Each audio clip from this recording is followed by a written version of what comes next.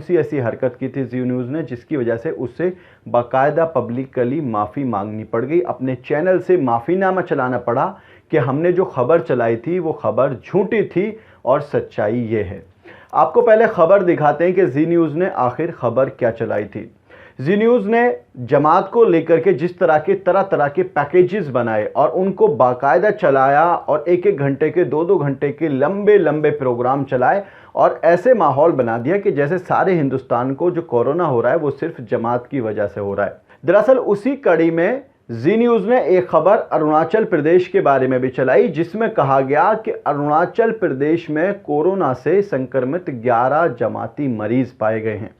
ये स्क्रीनशॉट आप देखिए, जी न्यूज़ का स्क्रीनशॉट है, जिसमें नीचे टिकर पर बड़ा बड़ा लिखा हुआ है अरुणाचल प्रदेश में कोरोना से संक्रमित 11 जमाती मरीज।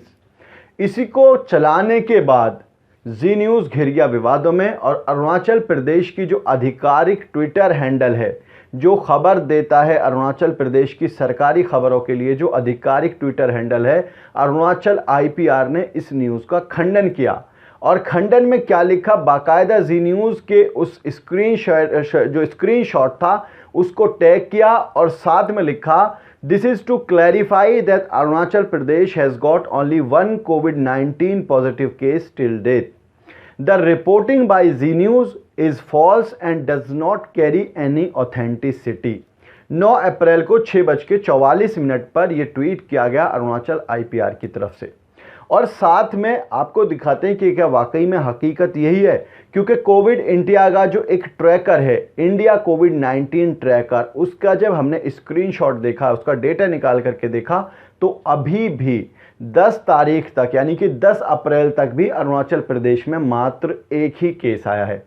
लेकिन जी न्यूज़ ने 11 जमाती बता दिए अरुणाचल प्रदेश के अंदर। अब अरुणाचल प्रदेश जाकर के कौन देखता, जी न्यूज़ को शायद अंदाज़ा नहीं होगा कि इस तरह से भी ट्रोल हो जाते हैं। उसके बाद ट्रोल होना शुरू हुआ, माफ़ी मांगनी पड़ी।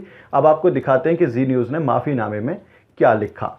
जी न्यूज़ ने माफ़ीनामे में लिखा है, अरुणाचल प्रदेश में कोरोना संक्रमित सिर्फ एक मरीज की ही पुष्टि हुई है। मानवीय भूल से जी न्यूज़ पर अरुणाचल प्रदेश में तबलीगी जमात के 11 लोगों के संक्रमित होने की खबर दिखाई गई। इस गलती का हमें खेद है। बाकायदा ये माफ़ीनामा अब जी न्यूज़ को मांगना पड़ा है। सवाल ये बनता है कि कब सुधरेंगे हमारे न्यूज़ चैनल, कब ये गोदी मीडिया को समझ में आएगी कि खबरें सच्ची चलानी चाहिए तो आपको दिक्कत नहीं होगी। कब तक झूठी खबरें चला करके एक समुदाय विशेष के खिलाफ प्रोपेगेंडा चलाएंगे, कब तक माहौल बनाएंगे कि हिंदू और मुसलमान एक न हो पाए, कब तक आखिर ये लोग इस हरकत को करते रहेंगे। आप इस